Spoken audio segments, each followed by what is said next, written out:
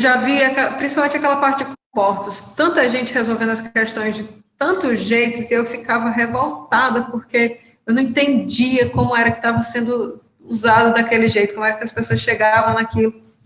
E aí eu descobri que eu não precisava saber como era que as outras pessoas chegavam na equação. Se elas estavam usando as ferramentas certas, todas elas iam chegar no mesmo canto, né? Então, eu parei de me preocupar quando eu percebi isso. Então, a gente vai carregando assim o curso da gente, tá? Então, dúvidas, pessoal, vamos começar pelas dúvidas. Como que foi aí o fim de semana de vocês? Vocês tiveram chance de olhar essa parte do Teorema de Transporte de Reynolds? Ficou claro para que serve o Teorema de Transporte de Reynolds? Como que foi?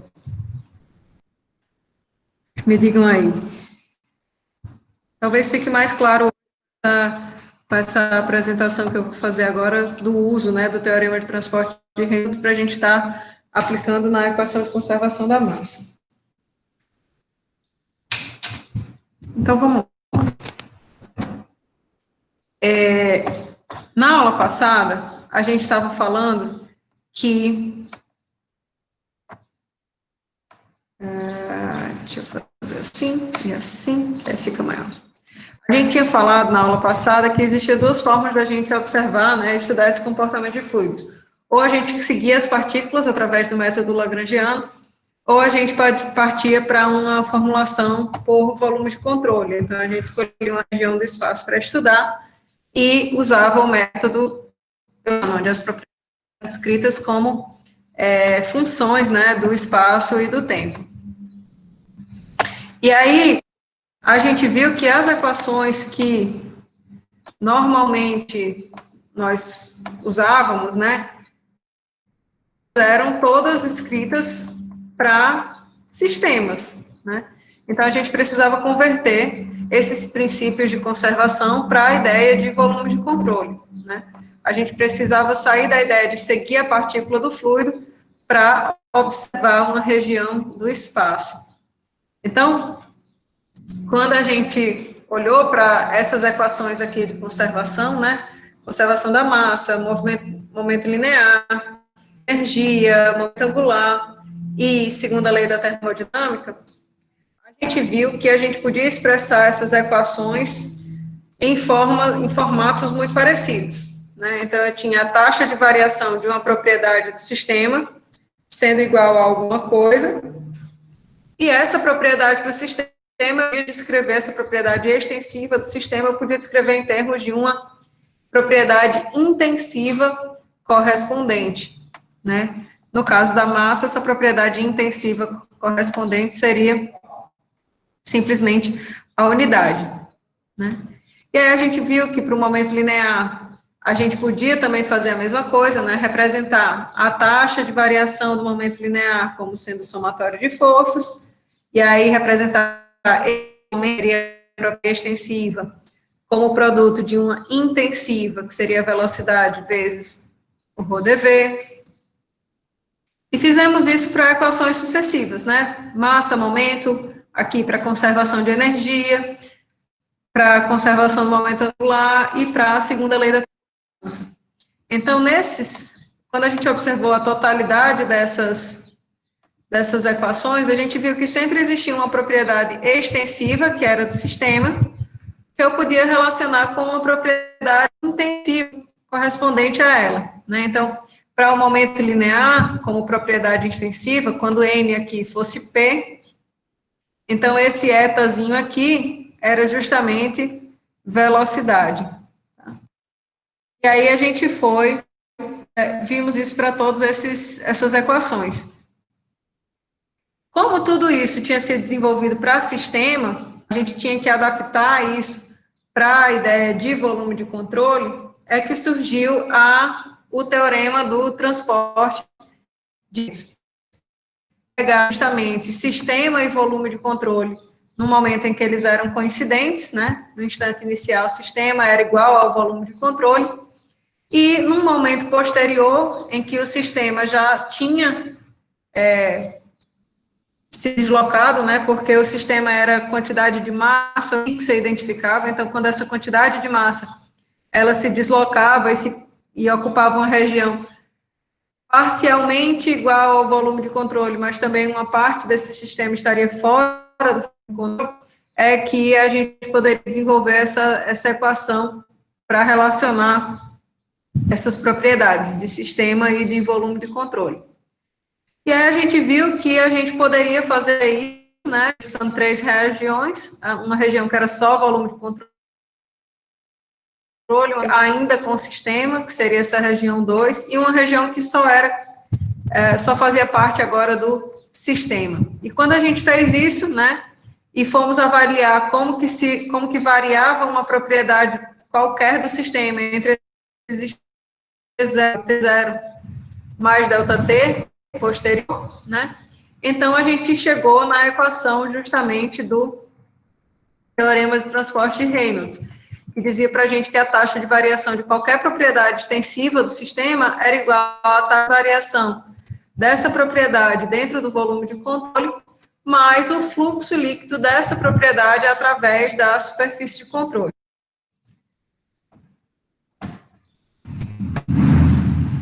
Então, a gente olha para essa equação, ela parece um bicho de 7 cabeças, que a pessoa diz assim, meu Deus, não dá para tirar nada disso daqui, né?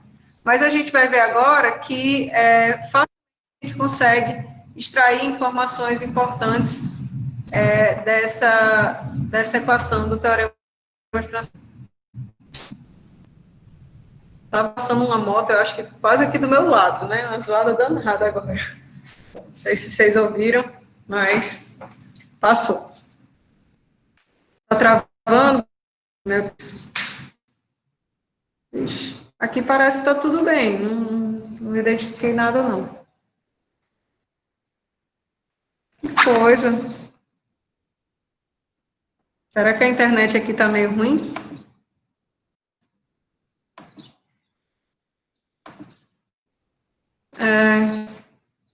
Eu não estou fazendo nada diferente do que a gente faz todos os dias. O áudio fica pausando. Ixi. Bom, vamos torcer então para que. Dá para acompanhar, mas está travando um pouco. Tá bom, então eu vou fazer o seguinte: eu vou falar um pouco mais devagar para se travar, pegar, se Deus quiser, numa hora de uma pausa. Tá certo?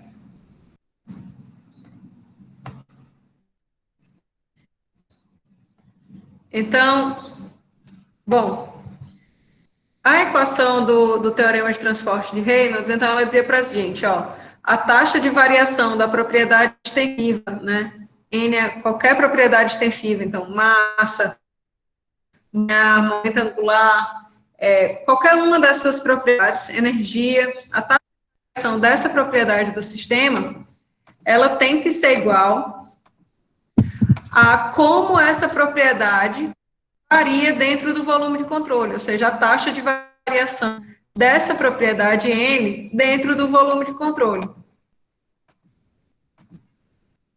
Então, a gente pode interpretar esse termo aqui, na verdade, como duas partes, certo?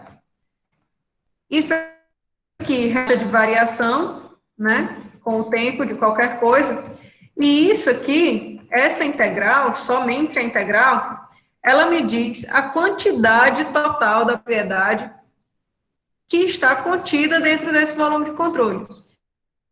Aqui, ó, o eta é a propriedade intensiva que corresponde a esse n.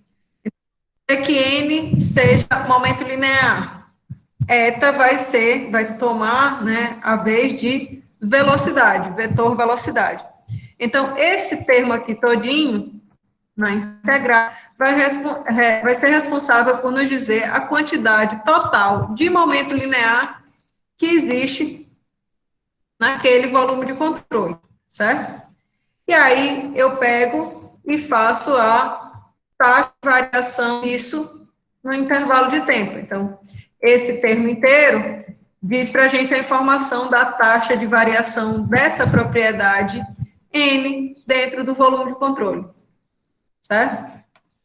E esse termo daqui, é o daqui, vai nos dar a informação do fluxo líquido da propriedade extensiva na superfície de controle. Por que fluxo líquido?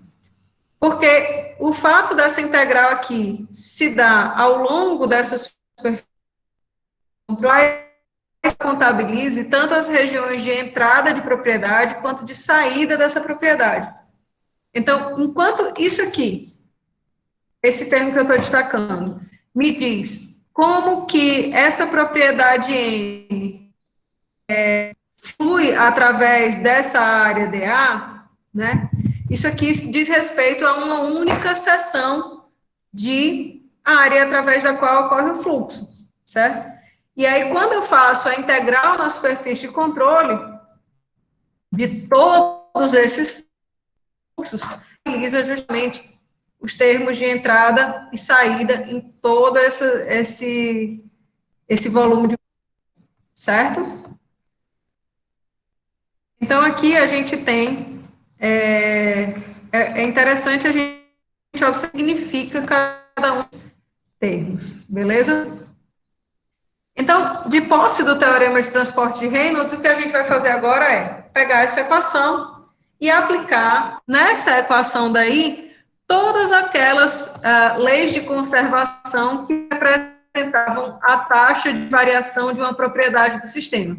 Então, eu tinha uma lei de conservação da massa, que me dizia que a taxa de variação da massa do sistema era zero, uma equação que me dizia que a taxa de variação do momento linear do sistema era igual à força resultante. A primeira equação que a gente vai trabalhar vai ser justamente com o que a gente chama de equação da continuidade ou equação de conservação da massa. Então, para a conservação da massa, a gente sabe que para um sistema, para um sistema, quantidade de massa fixa e identificável, a taxa de variação da massa desse sistema, ela é nula. Se a massa é fixa e identificável, então não tem variação da massa do sistema. E eu posso representar a massa do sistema como sendo a integral dos infinitesimais de massa, ou a integral do produto massa específica vezes o infinitesimal de volume, ao longo de todo o volume do sistema, certo? E aí eu tenho a equação também do teorema de transporte de Reynolds. E a gente vê que na equação do teorema de transporte de Reynolds, ele traz aqui N como sendo a propriedade extensiva e eta como representação aí dessa propriedade intensiva correspondente a N. Então, se a gente observar coletivamente essas duas equações, a gente consegue ver que N representa, em termos da conservação da massa, justamente a massa, né, o Mzão aqui, e eta, que é a propriedade correspondente, né, a intensiva correspondente à massa, tem valor de 1. Então, o que a gente vai fazer? Onde tem N aqui, eu vou trabalhar agora com M de Maria, e onde tem eta, agora o valor que ele vai ter é 1, é unitário. Então, a gente vai ficar com isso aqui, né? D massa dt do sistema é igual à taxa de variação de 1, aqui não tinha um eta, então agora é 1, ρ dv, mais a integral na superfície de controle de 1, ρ v escalar dA, certo? Só que a gente tinha dito, né, no slide anterior, olha, dm dt, a taxa de variação da massa do sistema é zero. Então, sem zero esse termo daqui, certo? E aí a gente vai ficar com essa relação. A taxa de variação da massa dentro do volume de controle mais o fluxo líquido de massa através da superfície de controle tem que ser igual a zero. E aí a gente pode interpretar isso como da seguinte maneira, né? Se a gente olhar essa equação, ele diz assim, a taxa de variação da massa dentro do volume de controle é igual a menos o fluxo líquido de massa através das entradas e saídas pela superfície de controle. Então, imagine que a gente tem aqui esse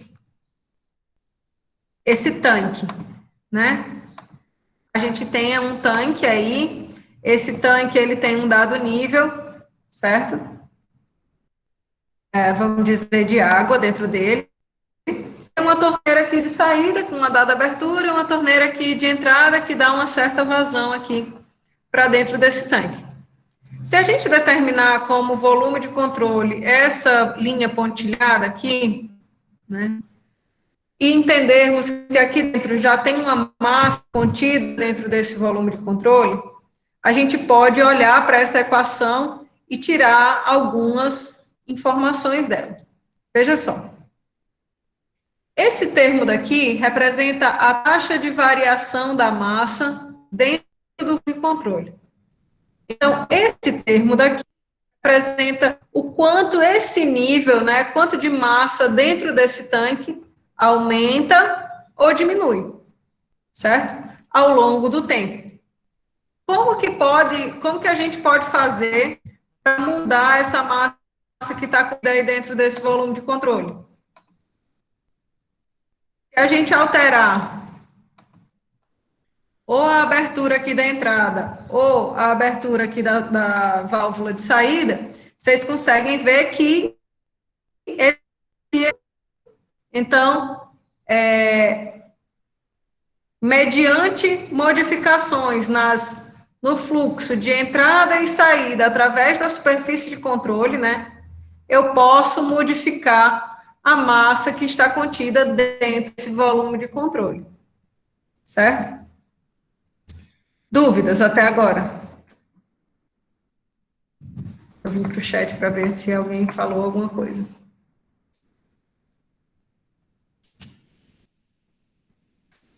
Beleza. Ninguém disse nada, seguimos adiante.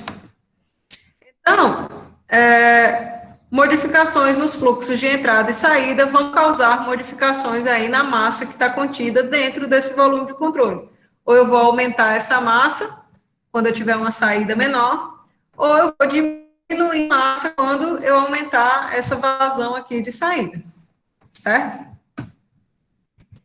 E aí, o que acontece? Existem 3 casos interessantes da gente considerar quando a gente trata de conservação da massa. O primeiro caso é o caso em que a gente fala de fluidos incompressíveis. Por quê? Porque se o fluido ele é incompressível, a massa específica ela é constante, significando que ela não é função nem de espaço, nem de tempo. Ela tem valor ao longo do escoamento. Então, essa massa específica aqui, ó, ela pode sair tanto dessa integral como dessa derivada parcial aqui. E essa integral e essa massa específica daqui também. Então, a gente ficaria com uma equação como essa, certo?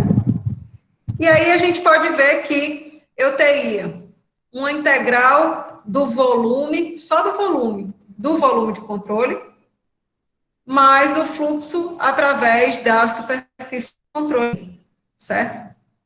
Se o meu volume de controle, ele é fixo, ele não se deforma, eu estou sempre observando uma mesma região do espaço de mesmo volume, então não existe variação do volume de controle com o tempo. Então, a nossa equação da conservação da massa seria simplesmente essa integral de V escalar dA.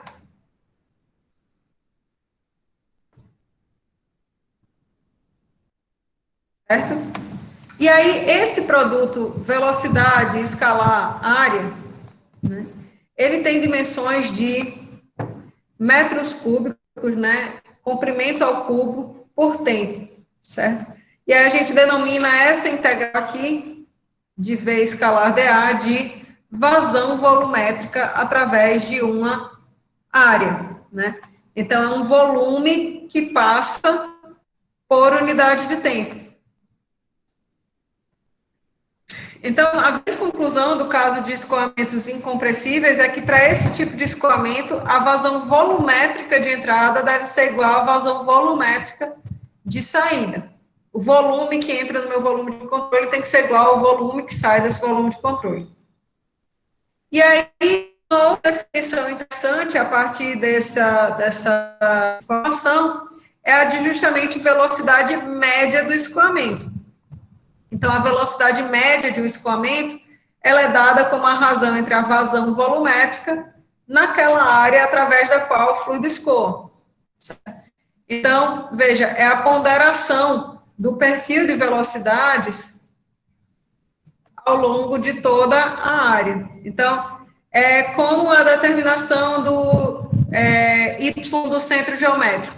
O y do centro geométrico é a integral de YdA dividido pela área inteira. Então, ele pondera as variações desse perfil de velocidade em toda a área, certo? Para a gente obter a informação de velocidade média numa seção. Beleza? Isso aqui, pessoal, válido para o escoamento compressível, né? Essas informações aqui a gente tirou do caso do escoamento incompressível, certo? Se a gente estiver falando de escoamento em regime permanente, né? Ou seja, ainda que o fluido possa ter a sua massa específica variando, né, de uma seção de entrada para uma seção de saída, a gente consegue ver que esse primeiro termo daqui, né, de taxa de variação no tempo da massa contida no volume de controle, ele vai ter que ser igual a zero. Por quê? Porque o regime é permanente. Então, não existe variação temporal. Nesse caso, a gente tem justamente que a integral ao longo da superfície de controle, desse volume de controle, de ρ, V, escalar dA, é que vai ser igual a zero. E aí, essa quantidade aqui, né, ρ, V, A, ela vai ter dimensões de quilos por segundo, né, massa por tempo. Então, para o escoamento em regime permanente, a vazão mássica, que entra mássica, não confundam com máxima, é mássica, vazão em massa, que entra no volume de controle, é igual a vazão em massa, que deixa esse volume de controle, certo? É como se você interpretasse essa equação aqui e dissesse, olha, não existe um termo de acúmulo de massa dentro do volume de controle. Então, esse termo de acúmulo de massa, ele é nulo, certo? E o terceiro grande tema, né, é justamente a simplificação, seria no caso de escoamento uniforme. Então, quando a gente fala em escoamento uniforme, a gente fala em um único valor de velocidade em toda a seção que se está considerando, certo? Então, se esse escoamento ele é uniforme, não existe integração de um perfil de velocidade, não se faz necessário integrar esse perfil de velocidade. Basta você fazer a multiplicação, né, de massa específica, velocidade, escalar, área, certo? Se a gente estiver falando aí no escoamento uniforme, certo? E aí, eu não sei aí da online agora, quantos que realmente já viram a aula de Douglas, ou como que está essa questão de resolver o exercício de conservação da massa. Porque aí eu posso, eu quero saber de onde que eu começo. Se eu começo do 0, se eu começo do 2, do 3, qual exercício que eu começo a falar com vocês. Porque aí a gente pode fazer algumas questões aqui iniciais. Ele fez todas. Pois é, então, né?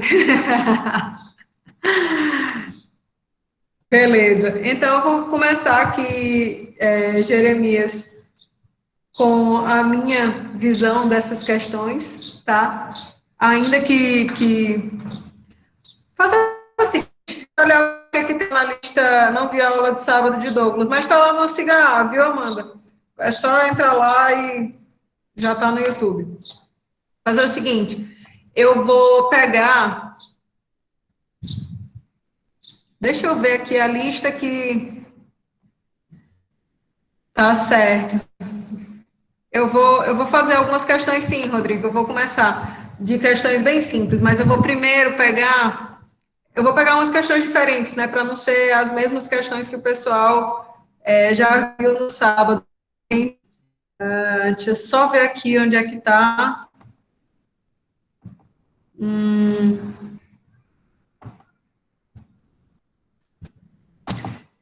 Deixa eu ver aqui se na lista dá para eu aproveitar para fazer alguma para vocês que seja a inicial.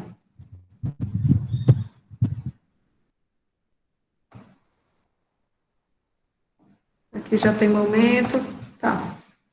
Então, eu vou começar fazendo essa questão aí dessa minha lista, porque aí ela é bem introdutória também, bem parecida. Tá certo, Antônio. Beleza.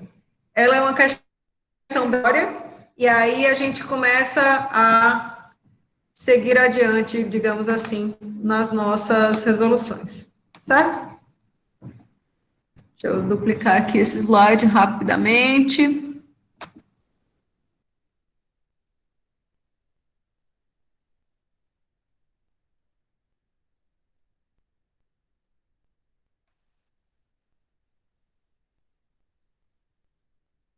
Vou, inclusive, aproveitar aqui esse desenho para a gente responder ela, tá? Pegar aqui a equação de conservação da massa. Para a gente começar nossos trabalhos. Vamos ver só. Ele coloca assim.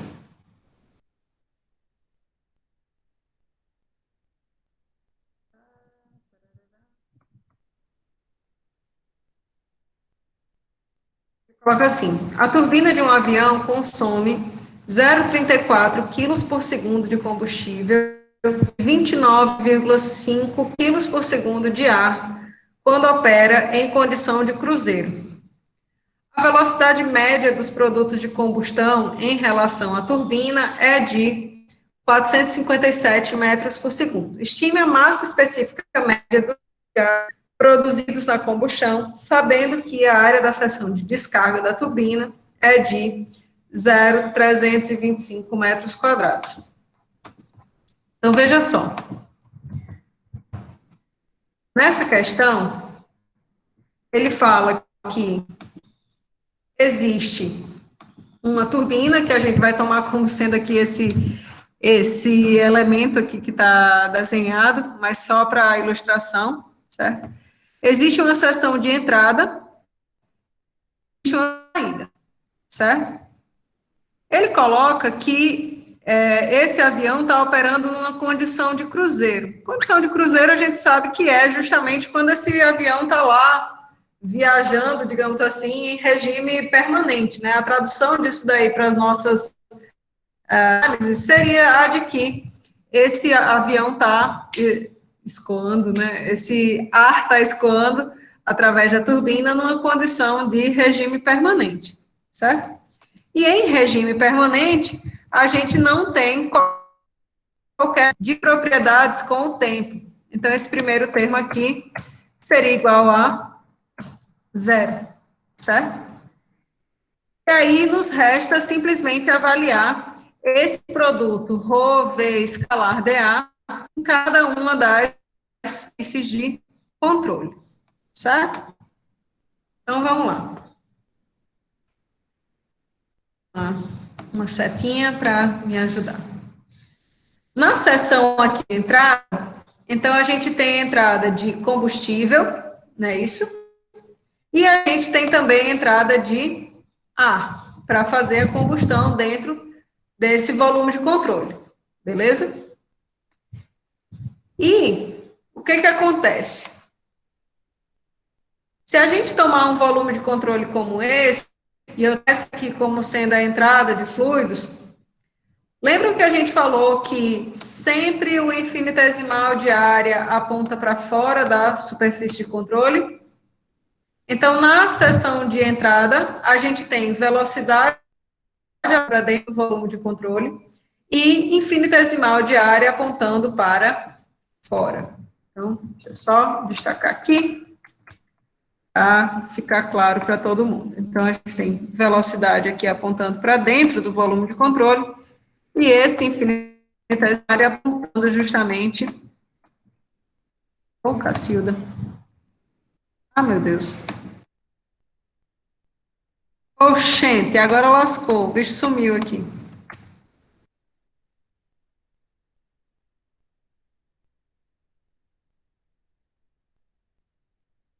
Esse infinitesimal de área apontando na direção oposta, certo? Para que eu estou falando disso? Porque a gente vai trabalhar com... Meu Deus, o que aconteceu com isso? Eu não consigo nem apagar o bicho. Olha.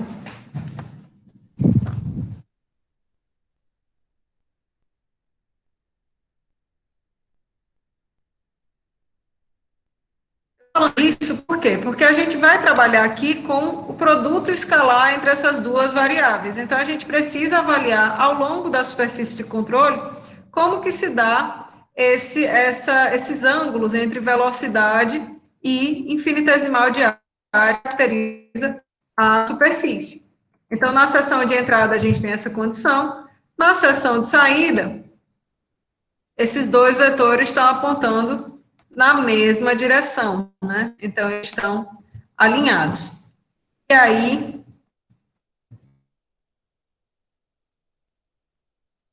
velocidade e decimal de área apontam na mesma direção, certo? E aí, agora, a gente vai entender como que a gente vai trabalhar com essas informações, né, na nossa equação da continuidade.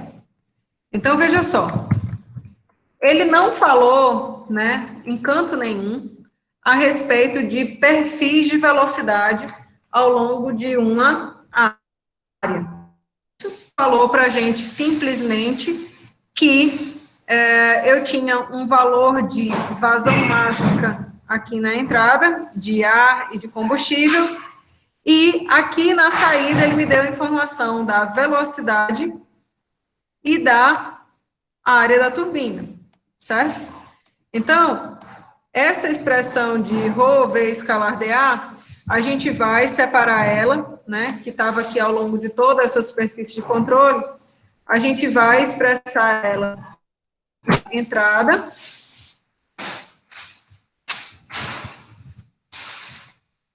mais essa mesma expressão para a seção de saída.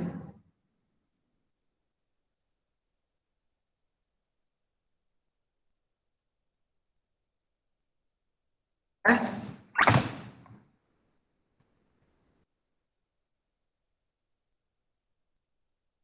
Então, a gente consegue ver que eu poderia escrever isso aqui como, em vez de zero igual a isso, eu podia botar um lado, né, a seção de entrada, sendo igual à seção de saída. Gente, peraí, deixa eu ver se eu escrevi bobagem.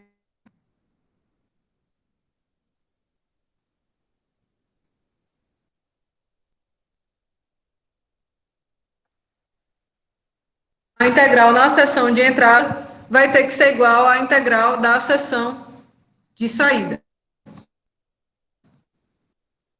Espera aí que eu tô engolindo mosca.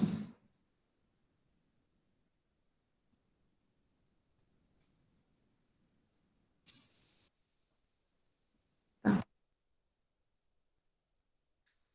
E aí, o que acontece? Colocou na questão justamente que na seção de entrada a gente tinha uma vazão máxima. Vazão máxima é essa sendo correspondente ao combustível e ao ar, certo? Se a gente está em regime permanente, tudo que entra tem que ser igual a tudo que sai desse volume de controle. Então, na seção de entrada, a gente estaria falando em 0,34 mais 29,5 quilos por segundo de fluido entrando nesse volume de controle, certo? Então, a vazão máxima de entrada, vou colocar aqui de outra forma.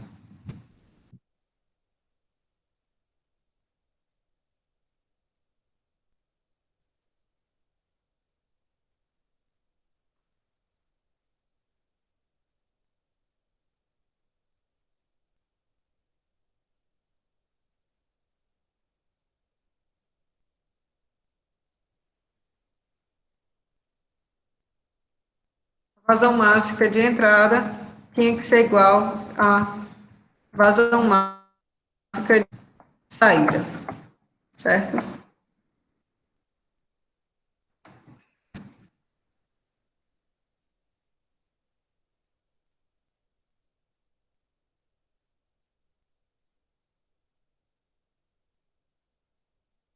Então, a vazão máxima de entrada seria a soma justamente do que é alimentado de combustível com o que é alimentado de gás.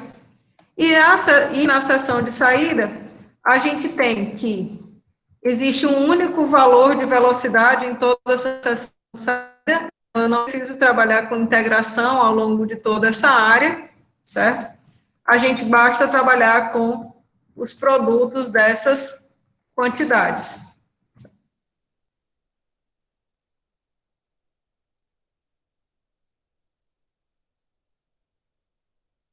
Então, na seção de saída, a gente tem um valor da velocidade correspondente a 475,57 metros por segundo.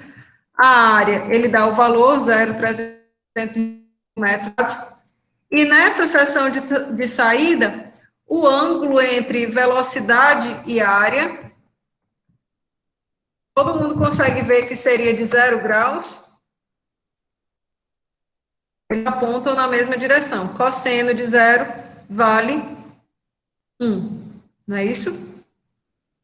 Então, para a gente determinar qual seria a massa específica média do combustão, né, dessa saída, bastava a gente somar essas vazões máximas de entrada e dividir justamente por 457 vezes 0,325. Aí a gente teria justamente a informação dessa massa específica média, certo? O que acontece aqui nessa questão? Aqui eu já estou trabalhando, ó, a gente trabalhou nessa questão com o fato de o regime ser permanente. Então, você tem uma seção aqui com uma dada condição de massa específica, certo? E, ao final, você pode estar saindo com uma outra condição de massa específica.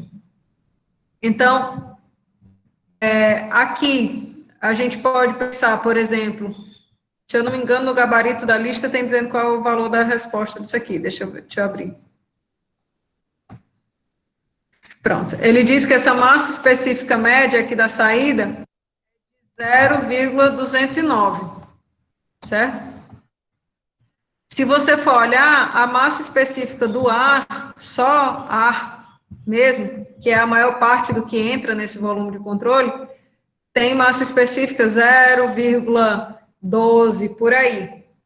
Então, se percebe uma mudança de massa específica da seção de entrada até a seção de saída, de tal maneira que esse produto ρV escalado EA, que é a vazão máxima, ele é constante, desde a entrada até a saída, certo? Vamos fazer essa questão aqui, que é bem didática, a primeira questão que a gente tem de tudo, e é boa para trabalhar essa ideia de angulação e qual que é a relação entre velocidade e infinitesimal de massa. Podemos? Professora, pediram no chat para a senhora repetir por que não usou a integral. Engraçado, no meu chat não tem dizendo isso, não. Ah, apareceu agora. Então, não usou a integral, Rodrigo, porque a gente não tem informação aqui nessa questão de nenhum perfil de velocidade. O que seria o perfil de velocidade? Seria como que V varia ao longo de cada uma dessas áreas, tá? Vão haver questões como essas mais aqui da frente, ó, nessa questão aqui, em que ao invés de você trabalhar com um valor único de velocidade, um valor uniforme de velocidade em toda a seção, né, existem perfis de velocidade, ou seja, valores diferentes em toda a seção, que aí a gente tem que considerar caso a caso, certo? Nesse caso aqui, por exemplo, dessa última questão, ele dá uma equação que representa como que U varia ao longo dessa cota Y aqui. Então, no caso de uma situação dessa, em que você tenha um perfil de velocidade, você tem a informação de como que a velocidade varia ao longo de uma seção, aí você faz a integração, certo?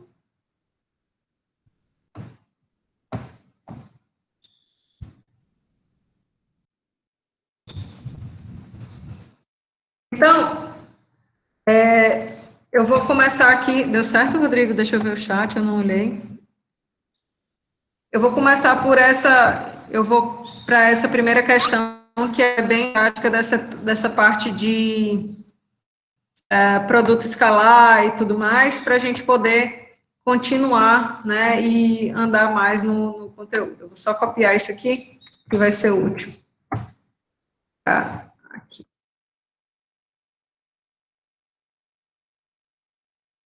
Então, veja só.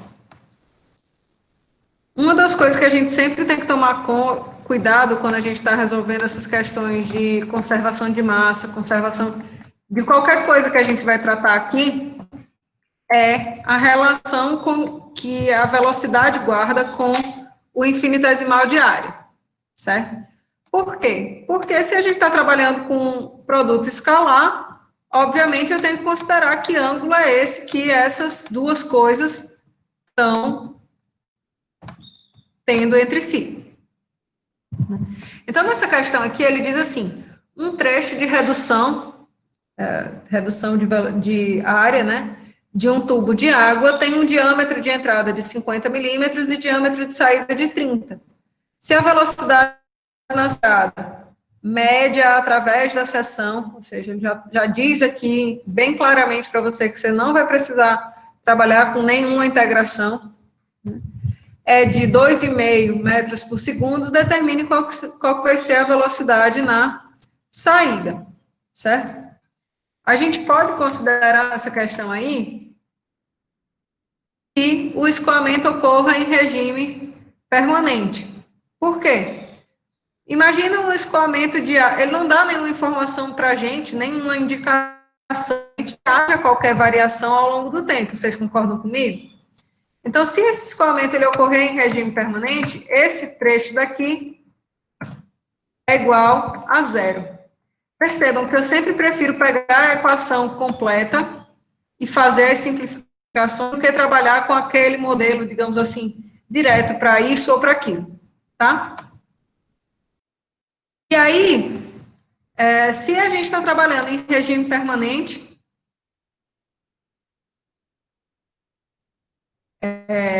meu Deus do céu, e agora? E, além disso, o fluido que está escoando é água, não existe, né? Água é um fluido tipicamente incompressível. Então, não existe razão alguma para a gente pensar que haja qualquer modificação dessa massa específica desde a seção de entrada até a seção de saída. Então, a gente pode simplesmente trabalhar com essa igualdade daqui, certo? Ainda que eu não fizesse a consideração de que esse escoamento ocorre em regime permanente, pessoal, como eu fiz, ainda que eu não fizesse essa consideração, se o fluido é incompressível, como é o caso da água, a gente chega nessa equação eventualmente. Por quê? Porque, como eu falei para vocês, né, sendo o fluido incompressível e o volume de controle sendo fixo, como esse que está delimitado lá na figura, então, a gente vai chegar nessa equação diretamente, certo?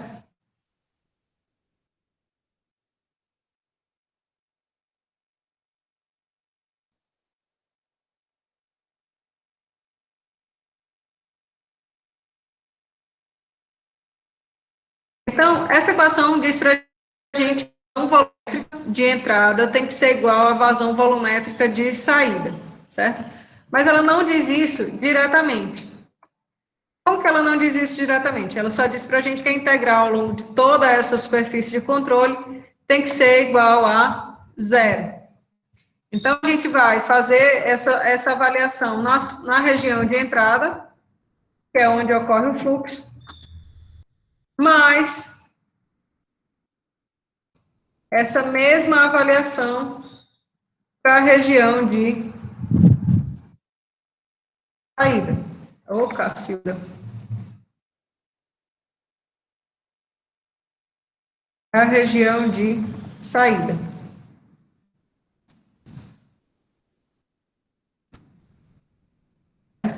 E aí a gente vai ver como que esses produtos escalares se comportam. Na seção de entrada, a gente consegue ver que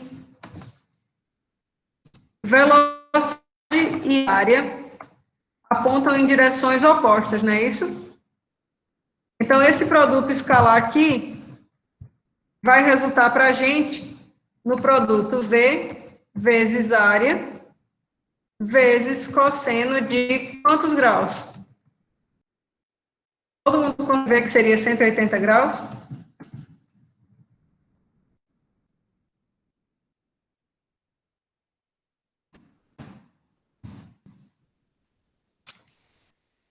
Renato, o rosto sumiu porque o fluido que a gente está tratando, ele não sumiu, na verdade, né?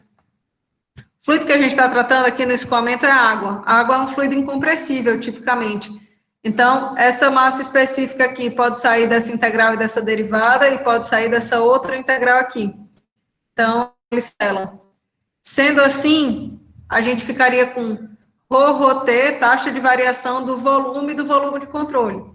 Como a gente desenhou esse volume de controle aqui fixo, né, o volume dele não se altera, então esse termo aqui todo vai embora. Então, o que resulta dessa equação da massa seria simplesmente a integral do produto velocidade escalar área, tá?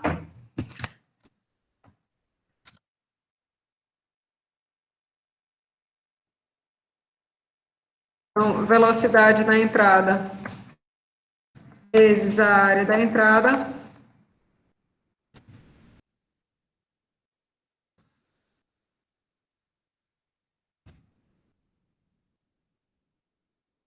vezes o cosseno do ângulo de 180, mais esse produto escalar aplicado à seção de saída. E na seção de saída, a gente consegue ver que velocidade e área, eles apontam para a mesma direção. De tal maneira que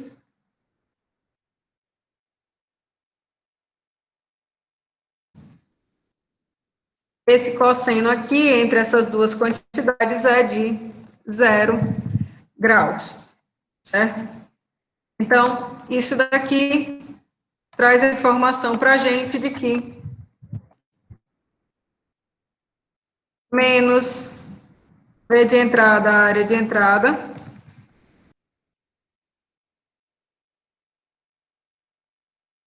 mais V de saída igual a 0. Ou que um produto tem que ser igual a outro. Vazão volumétrica de entrada, ou seja, V de entrada vezes área de entrada, tem que ser igual a vazão volumétrica de saída.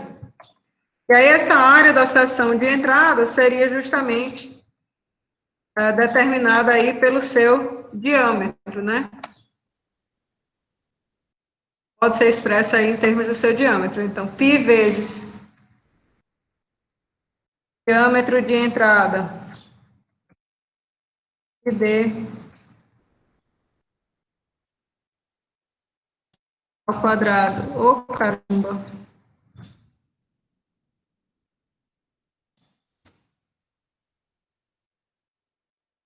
Ai, ai. O quadrado só está saindo... Pronto. Sobre 4, ou a mesma coisa aqui para a área de saída, né? I vezes diâmetro saída quadrado.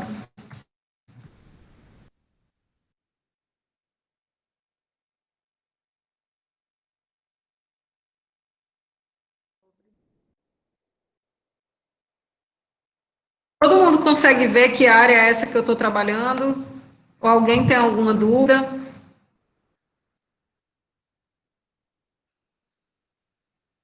Todo mundo consegue ver que seria πd ao quadrado sobre 4? Ótimo. Então, esse π cancela com π, o 4 com 4, e aí a gente consegue ver, calcular qual que vai ser essa velocidade na saída, para ser simplesmente, né, dada por...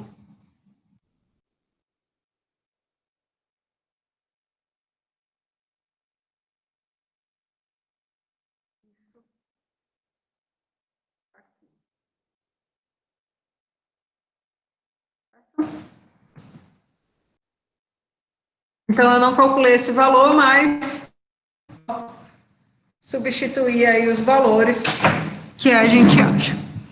Beleza? Dúvidas nessa questão, no produto escalar, no porquê que eu usei os valores de velocidade média? Tá todo mundo ok? Ótimo. Então, meu povo, já que a gente já fez uma questão para escoamento incompressível, uma questão para escoamento com variação de massa específica, né? Aqui era regime permanente, nessa daqui. Essa daqui é mais do mesmo, tá? É mais uma questão de escoamento em regime permanente de um fluido incompressível também. A gente pode fazer essa, mas eu gostaria mais de fazer essa daqui, agora. Por quê? Porque ela traz para a gente informação de variação, né, desse perfil de velocidades ao longo de uma sessão do escoamento. Então, ela é um pouco mais diferente, e aí vocês podem depois ver, né, a resolução de como o Douglas fez aquelas outras, tá certo?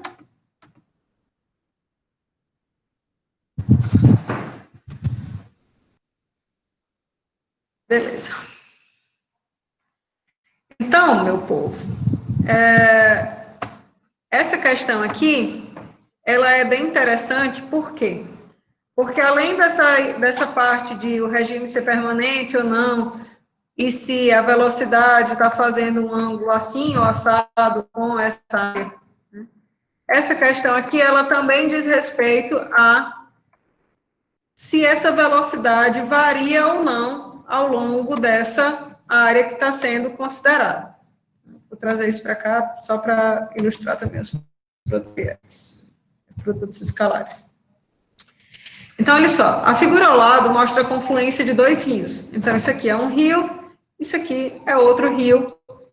E ele fala assim, observe que os perfis de velocidade nos dois rios, amante da confluência, são uniformes. O povo sempre pergunta, professora, eu não sei que danado quer dizer montante, certo? E a próxima palavra que aparece é jusante, né? Então, tudo que está montante, pessoal, é uma coisa que vem antes da confluência. A confluência é o ponto onde esses dois rios se encontram, né? E ele fala também da seção ajusante. Ajusante é aquilo que vem depois de alguma coisa. Então, eu posso estar falando a montante da confluência, eu posso estar falando a montante da bomba, é antes da bomba. A jusante da bomba é depois dessa bomba, certo? Então, ele fala né, a montante da confluência, então, antes dessa confluência, os perfis de velocidade são uniformes em cada um dos rios, né? Eu tenho o mesmo valor de velocidade em toda essa área aqui, e em toda essa área aqui. Sabendo que o perfil de velocidade na seção antes, ou seja, na saída desse rio, não é uniforme. Sabendo que a profundidade do rio formado é constante, né, é uniforme, e vale 1,83, determine o valor de V aqui nessa seção de saída, certo? Então, todo mundo entendeu o que ele está colocando aí nessa questão? Cadê o povo de ambiental? Eu tinha dois rios, cada qual com o seu perfil de velocidade uniforme, eles se encontram ali na confluência, e depois o perfil de velocidade que se forma, ele não é uniforme como era anteriormente. Vocês conseguem ver que mais próximo do rio, que tem velocidade menor, né, desse lado de cá, onde a velocidade é menor, é 0,91, eu tenho velocidades depois da confluência menores também do que nessa região aqui, que essa velocidade aqui é maior antes, certo? Então, eu vou desenhar aqui o meu volume de controle, na verdade, ele já está praticamente aí desenhado, mas eu vou traçar aqui algumas curvas, né? Então, essa seria a seção de entrada no rio up, no rio de cima, e aí a gente teria a seção de entrada aqui nesse rio baixo, e uma seção de saída aqui, certo? Então, esse seria o nosso volume de controle, e ele é um volume de controle fixo no espaço, ele não varia com o tempo. E o fluido que a gente está tratando é um fluido incompressível, a gente está falando da água. Então, novamente, quando eu for observar a equação de conservação da massa, a gente vai ver que o fluido é incompressível, então a massa específica é a mesma nas seções de entrada e saída, e o volume de controle é um volume de controle fixo, então não tem variação do volume de controle com o tempo. Então, a nossa equação para a conservação da massa fica nesse formato aí, certo? Eu vou observar como que se dá o produto escalar entre velocidade e área nessas três seções, tá? Fazer as devidas integrações. Os índices facilita a minha vida.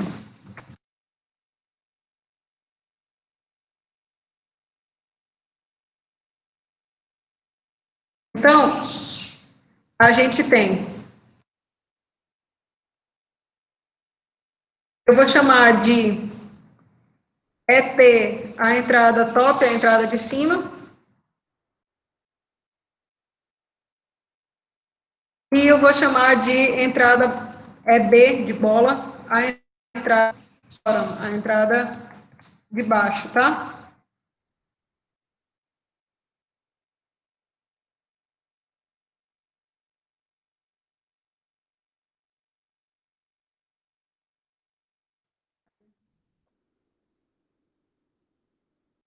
Então, a gente teria aqui alguma coisa parecida com isso para começar a nossa análise, né? Eu tenho um perfil de velocidades uniforme na entrada, então o produto velocidade, área, cosseno de 180. Por que cosseno de 180? Porque a gente tem o infinitesimal de área sempre apontando para fora dessa superfície de controle, e nessa seção aqui a velocidade aponta para dentro do volume de controle. Então, o ângulo entre essas duas quantidades é de 180 graus. Mesma coisa para a seção bottom, para a seção de baixo, né? Velocidade de entrada apontando para dentro do volume de controle, e infinitesimal de área apontando para fora dentro do controle.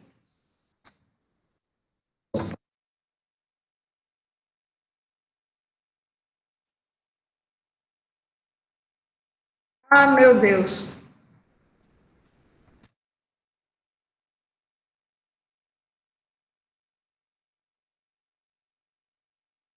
A gente tem essa mesma situação.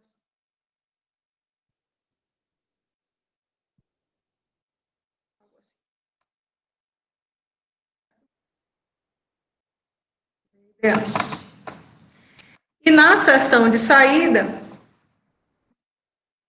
a gente vê que eu vou ter duas porções dessa mesma seção de saída, certo? Eu vou ter em que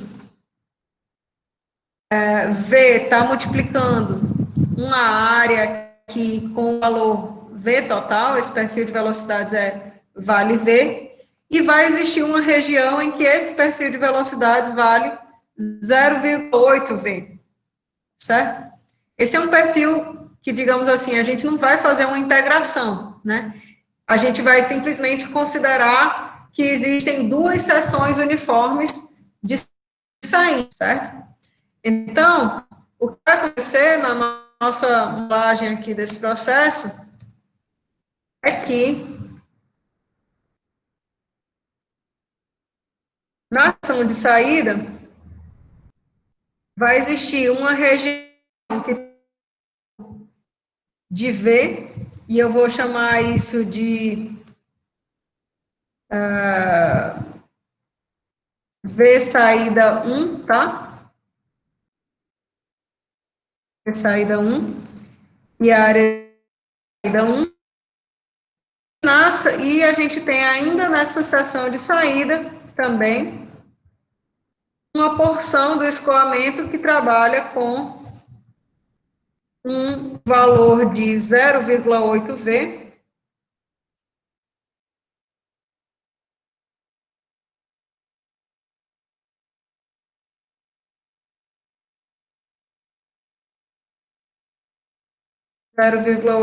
vezes uma área de saída 2 aqui, certo? E ambos os lados, eles guardam o ângulo com esse vetor velocidade aí, com infinitesimal de área, quer dizer, de 180 graus, de 0 graus, não é isso? Por quê? Porque é uma região de saída, então, trabalham isso daqui, né? Esses dois vetores alinhados na seção de saída, certo? Então, o ângulo aqui da saída seria de 0 graus. Então, claramente, a gente consegue ver que essa questão, né, me produz aqui um valor negativo devido ao cosseno do ângulo. Oh, meu Deus. Valor negativo aqui, devido ao cosseno de 180 graus.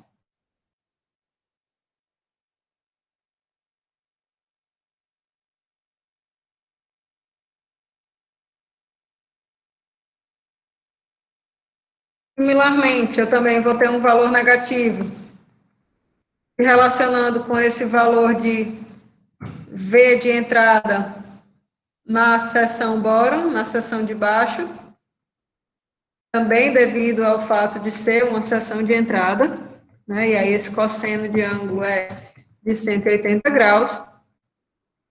E na seção de saída, a gente tem V que multiplica essa área 1, cosseno de 0 graus, então esse valor aqui vai ser positivo, e uma outra porção dessa seção de saída correspondendo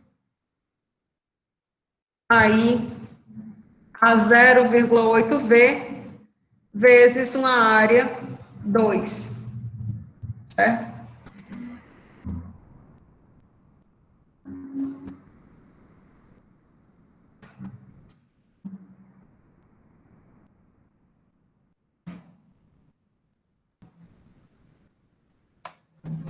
Então, pessoal, não tem muito mistério de resolver essa questão, não. Aqui a gente só precisa aplicar as informações que são fornecidas, né, em cada uma dessas seções e entender, ó, que essa área que está sendo considerada em cada um dos trechos seria a área de um retângulo, né? Então, a área da seção top aqui seria essa largura de 15,2 metros vezes a profundidade, 0,91. Na seção bottom, seria 24,4 metros vezes a profundidade de 1,52. E aí, em cada uma dessas seções aqui, a gente teria uma largura, né? Esse primeiro trecho aqui de largura valendo 21,3 para essa área S1, que eu chamei, e profundidade de 1,83, enquanto que nesse outro trecho daqui, a largura seria de 9,1 metros vezes os mesmos 1,83, certo? E aí seria simplesmente uma questão de substituir os valores e achar qual seria o valor de V, que aqui na equação está chamado de V saída 1. Beleza?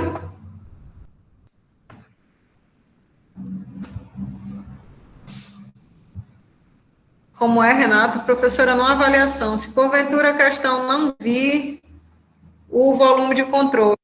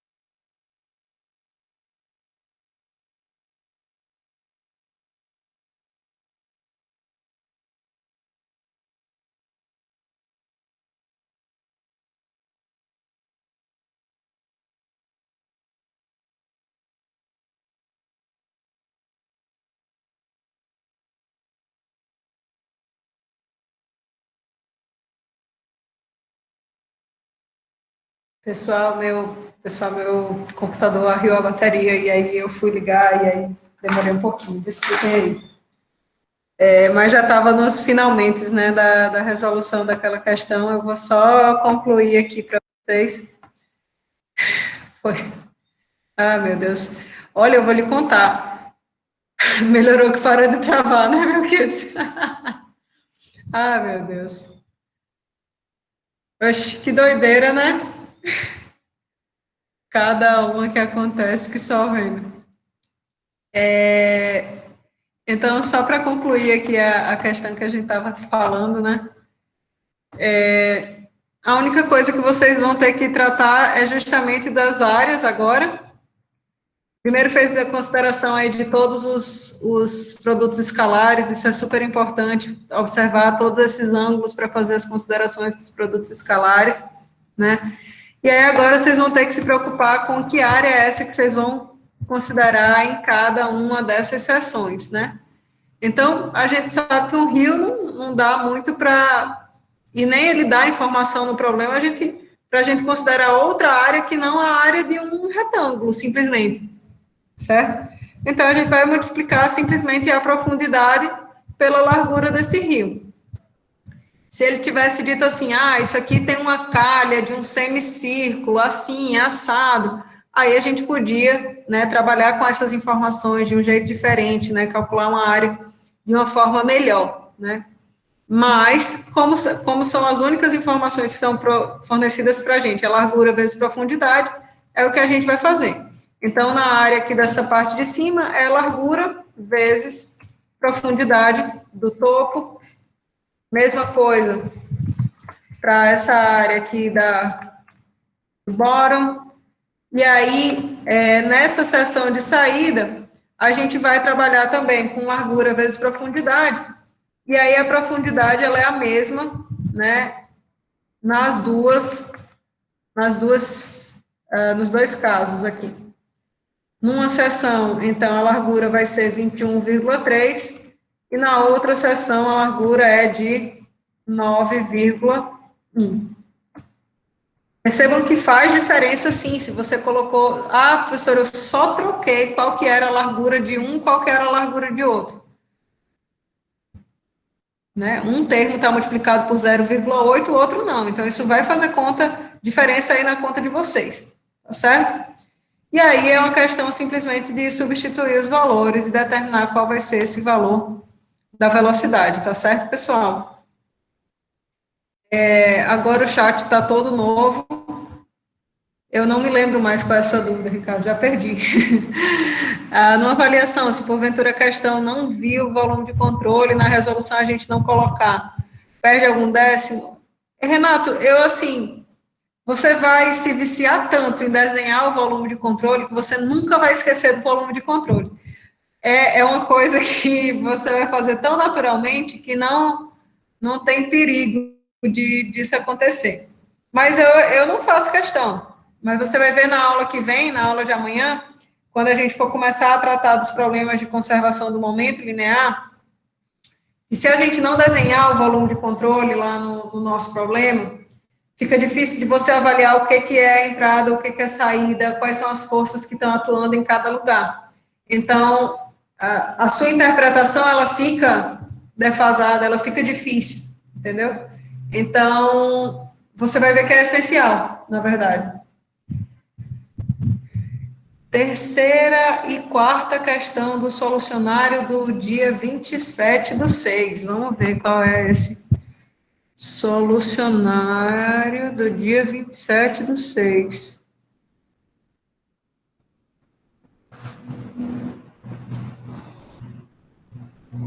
É esse aqui? Esse arquivo aqui?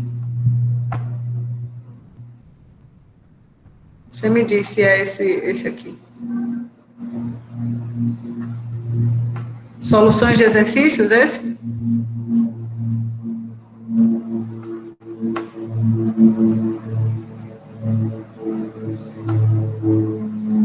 Tá.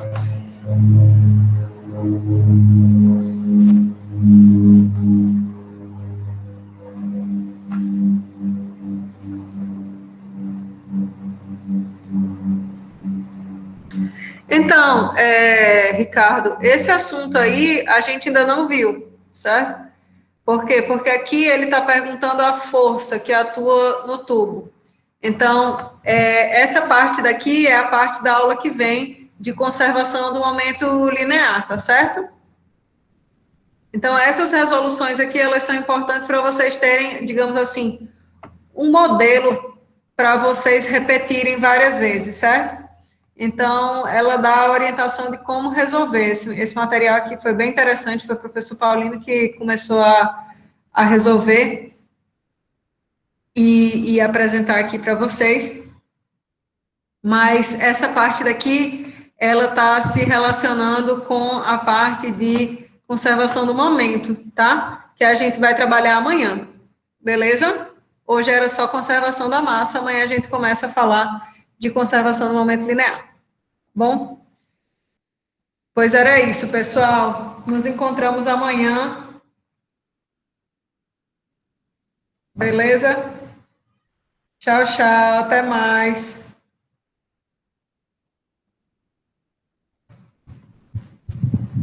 Obrigada, Flávio.